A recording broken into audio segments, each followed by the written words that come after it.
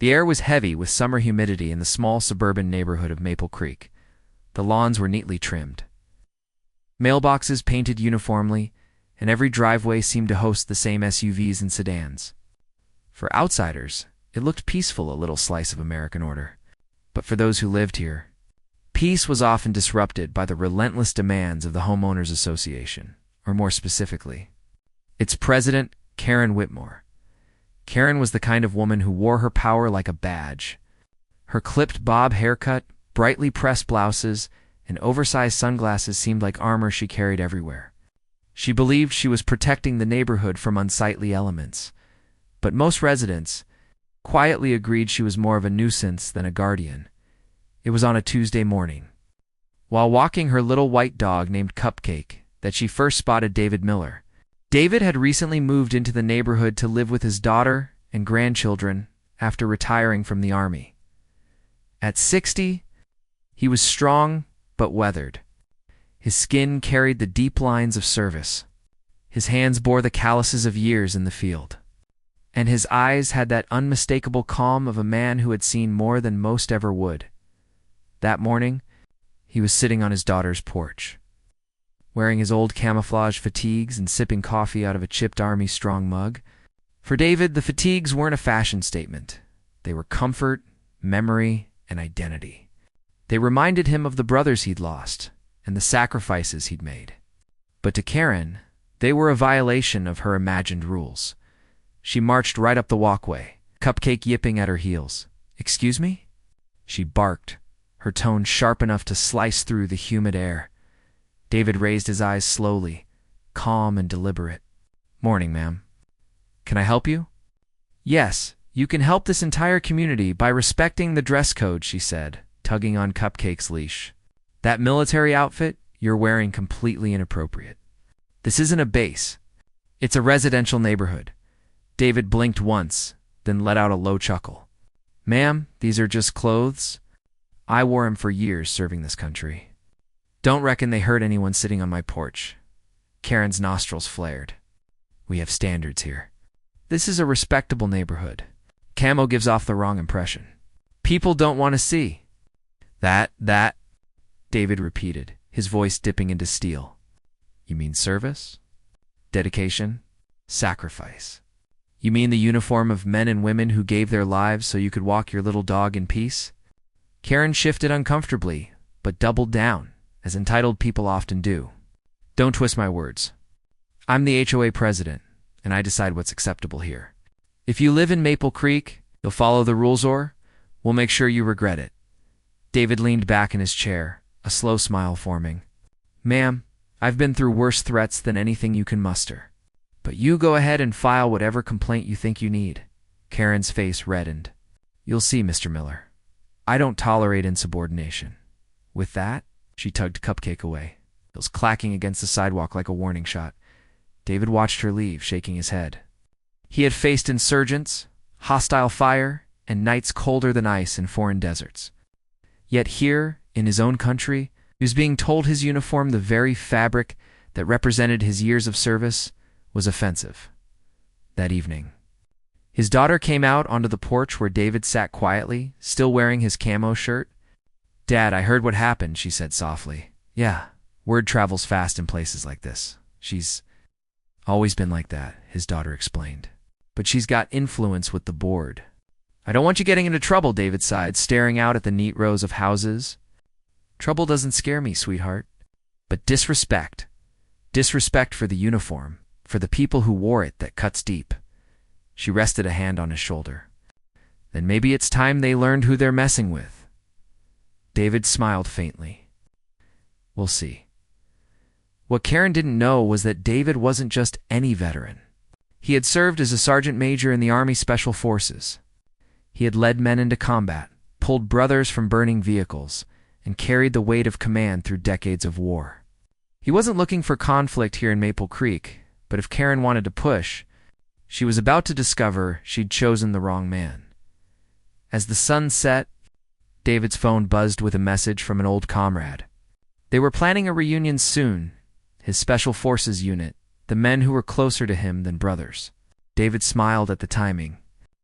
If Karen thought a single complaint would make him bow, she was in for a lesson she'd never forget. The next morning, David awoke to the sound of a leaf blower humming down the street. He stretched, brewed a pot of coffee, and stepped outside, wearing his same camo pants and t-shirt. He wasn't making a statement. To him, it was just habit. He'd worn camo most of his adult life. But sure enough, there she was, Karen Whitmore, striding across the cul-de-sac in her oversized sun hat. A clipboard clutched in her hands like it was an officer's sword. Cupcake pranced beside her, leash wrapped tightly in her manicured fingers. She didn't even bother with pleasantries this time. "Mr. Miller, I've filed an official HOA complaint. You'll receive it in the mail within 48 hours. If you continue to wear that," she gestured at his shirt with disdain, "you'll be subject to fines and possible legal action." David didn't even flinch. He sipped his coffee, eyes calm. "Ma'am, you ever hear the phrase, choose your battles wisely?" Karen pursed her lips. "Don't lecture me. I know my rights. You're disturbing the visual harmony of this neighborhood." "Visual harmony?" David echoed, shaking his head with a small laugh. "Lady, if harmony depends on the shirt on my back, you've got bigger problems than me." At that moment, one of the neighbors, a middle-aged man named Frank, walked by with his morning paper. He nodded toward David. "Morning, Sergeant," he said, respectfully, having already learned of David's service from his daughter. David nodded back. "Morning, Frank." Karen's face twisted. "Sergeant." "Oh, for heaven's sake. This is a neighborhood, not a military base." Frank narrowed his eyes at her. "With all due respect, Karen, maybe show some gratitude. That man's uniform represents the reason you even get to boss people around here in peace." Karen's cheeks flushed crimson.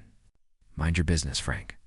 She spun on her heel and stormed off, Cupcake scurrying to keep up. By noon, the entire block had heard about the encounter. Some whispered sympathy for David. Others shook their heads at Karen's audacity. But Karen wasn't finished. She went door to door, clipboard in hand, demanding signatures to enforce neighborhood standards. Most politely declined. A few shut their doors outright. But Karen wasn't deterred. By evening, David's daughter found a letter taped to their front door. It read, "Notice of noncompliance. Resident David Miller is in violation of Maple Creek. HOA visual dress code. Immediate corrective action required. Failure to comply will result in escalating fines." His daughter tore it down in frustration. "This is ridiculous." "Dad, she's targeting you." David read the notice calmly, then folded it and set it on the kitchen counter. "Let her. Bullies only know how to push.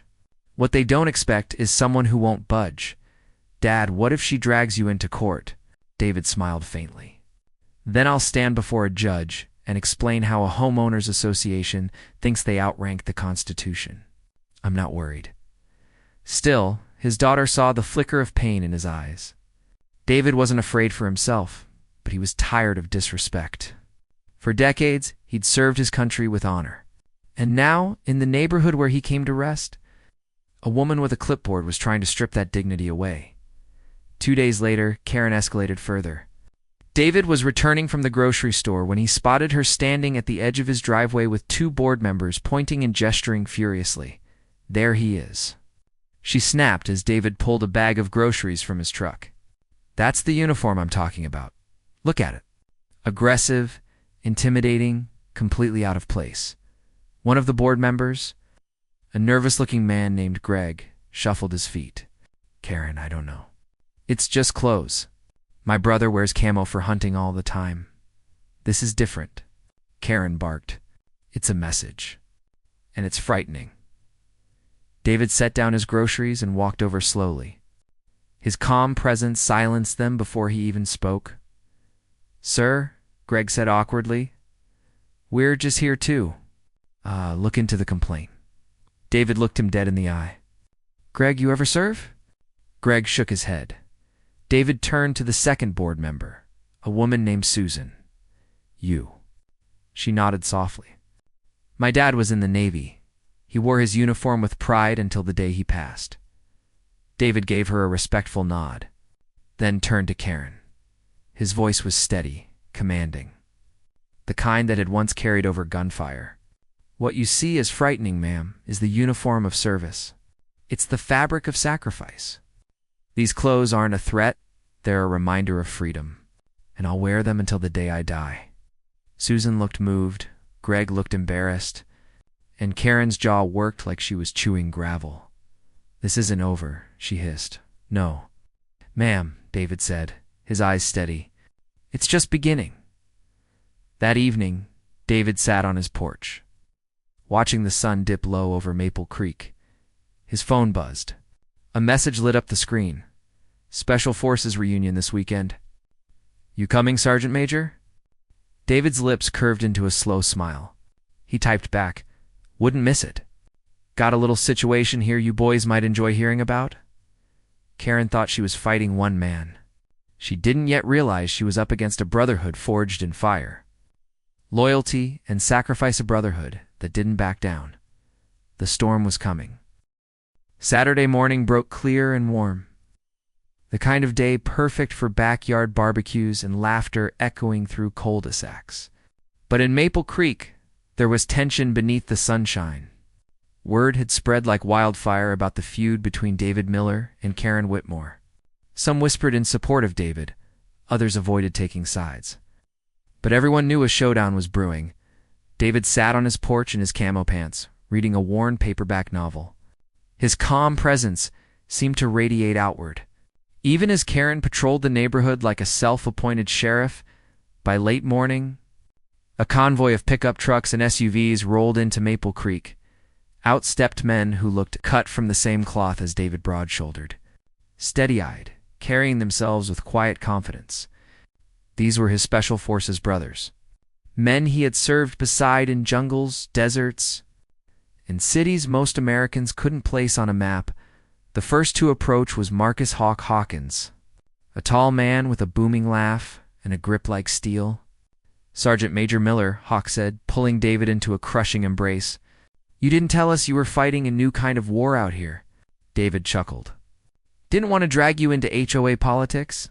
Another comrade, Luis Ortega, shook his head. "Brother, you don't face battles alone." Not then, not now. Within minutes, half a dozen veterans were gathered on David's porch, swapping stories, slapping each other on the back, and filling the air with a camaraderie only those forged in hardship could understand. Karen, of course, noticed. She stood across the street, sunglasses perched on her nose, jaw tight as she watched the gathering of men in camo shirts, ball caps, and boots. To her, it looked like a takeover. To everyone else, it looked like family. That afternoon, David and his brothers set up a grill in the front yard. The smell of sizzling burgers drifted down the street, drawing curious neighbors. Children rode bikes in circles, slowing to peek at the group of tough-looking men who, surprisingly, laughed easily and offered friendly waves. Frank, the neighbor who had defended David earlier, wandered over with a case of sodas. "Figured you all could use a cold drink," he said. "You figured right," Hawk grinned, popping one open. "Appreciate it, brother." Soon more neighbors trickled over. A few brought potato salad, chips, or lemonade. The gathering grew into an impromptu block party, the first the neighborhood had seen in years. David's daughter whispered to him, eyes wide, "Dad, you realize you just did what Karen never could? You brought everyone together." David smiled faintly. "Sometimes all it takes is a little smoke off the grill and some honest company." But not everyone was smiling. Across the street, Karen paced furiously. She clutched her phone, calling board members, the local code enforcement office. "Anyone who would listen, these men are loitering." She hissed into the phone. "They're intimidating.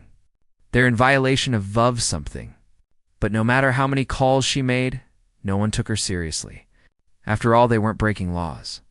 They weren't loud or destructive. They were just a group of veterans grilling burgers with neighbors, and that frustrated her more than anything as the sun set. The veterans circled around David's porch. The easy laughter gave way to quiet reflection. Luis looked around at the neat lawns and cookie-cutter homes. "Hard to believe this is where the battles are now," he said. "We fought overseas so folks here could live in peace. And now you're catching grief for wearing camo?" David exhaled slowly. "Yeah, I didn't expect it either. But it's not just about me. It's about respect. If one person can bully me into giving up a piece of who I am, what's to stop them from doing it to someone else? The men nodded, understanding. They had fought tyrants before, in different forms. This was smaller, pettier, but tyranny always started that way. Hawk clapped David on the shoulder. Then we stand with you. You're not fighting this alone. And if this woman wants to pick a fight with one soldier, she's about to find out what it means to face the whole unit the next morning. David awoke to find a small American flag planted in his front yard. Then another, and another. Neighbors had come quietly in the night, leaving flags as a silent show of support. By noon, his lawn looked like a miniature. Arlington rows of flags fluttering proudly. His daughter's eyes welled up as she stared at the display. "Dad, look what they did for you." David swallowed hard, emotion tightening his throat. "Not just for me," he whispered. For every man and woman who ever wore the uniform. Karen, on the other hand, was livid. She stormed down the street, demanding neighbors remove the flags. But one by one, doors shut in her face. People were tired of her control. David's quiet dignity had inspired them to stand their ground. By evening, Karen was fuming outside the HOA office with her clipboard. "This is an outrage," she snapped at Greg and Susan. "They're undermining my authority. We need to fine him, fine all of them." But Greg shook his head. "No, Karen, we're not doing that." "Enough is enough. You've turned this into a personal vendetta," Susan added gently. "He's a veteran, Karen. The neighbors are standing with him. Maybe you should stop fighting and start listening." Karen's eyes narrowed into slits. "You'll regret betraying me," she hissed. But in her heart, she felt the shift. For the first time, her control over Maple Creek was slipping through her fingers. And David hadn't even raised his voice that night. As the veterans sat together sharing stories under the stars, David lifted his glass in a quiet toast to the battles we fought and the ones still worth fighting. They clinked glasses, the sound sharp in the quiet night and across the street. Karen watched from behind her curtains, her face pale with fury. She thought she had power, but she was about to learn what real strength looked like. Monday morning dawned with the uneasy stillness that comes before a storm. For days, Karen had watched David's front yard transform into a symbol of defiance. The little flag still fluttered proudly in the grass. Neighbors waved to him more warmly than ever. And his Special Forces brothers had become familiar faces in the cul-de-sac. Their presence both comforting and commanding. But to Karen, it was intolerable. Her control was slipping, and she couldn't stand it. That morning, she marched straight to David's driveway with her clipboard and cupcake in tow. "This is your final warning, Mr. Miller," she announced loudly, making sure as many neighbors as possible could hear. "Remove those uniforms. Take down those flags. Or I will see you fined, sued, and evicted from this neighborhood." The words hung in the air like a bad smell. A few neighbors stepped outside, drawn by the confrontation. David stood slowly from his porch chair. His posture was straight, calm, unshaken. Hawk and Luis flanked him silently, their presence alone enough to make Karen swallow hard. "Ma'am," David said evenly, "I've faced threats before. Mortar, gunfire, ambushes. But nothing, and I mean nothing, disrespects me more than hearing an American tell me my uniform isn't welcome in the country I fought for." Karen's eyes narrowed. "Don't you lecture me about patriotism. I pay my taxes. I follow the rules. And I make sure this neighborhood stays decent." David's voice rose not in anger, but in command, the kind of tone that made even his brothers sit a little straighter. "You talk about decency, yet you shame the very cloth that represents sacrifice. You demand respect but give none. You want order, but what you're spreading is control." The crowd of neighbors thickened. Susan from the board stepped forward. "Karen, enough. We've heard you rant for weeks. The truth is, this neighborhood isn't united because of you. David has brought us together more in 3 days than you have in 3 years." Karen's mouth opened. But Susan held up her hand. "The board is voting tonight. You're being removed as president of the HOA." A gasp rippled through the crowd. Karen's face drained of color.